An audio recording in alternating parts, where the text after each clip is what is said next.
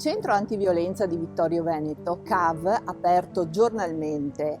al servizio di tutte le donne che vi volessero afferire, si occupa non solo di seguire la donna nel suo percorso di denuncia e poi di superamento del periodo difficile che può avere subito, ma anche di informare la popolazione su tutto ciò che è inerente al tema della violenza di genere. Oggi siamo qui a presentare due eventi. Il primo,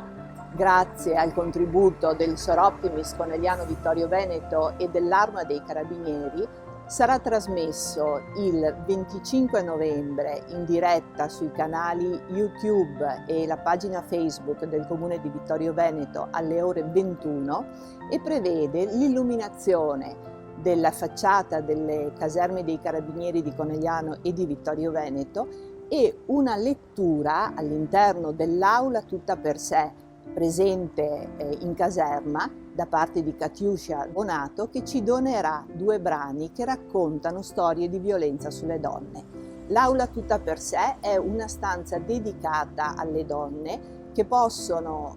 raccontare la propria storia in sicurezza e in protezione.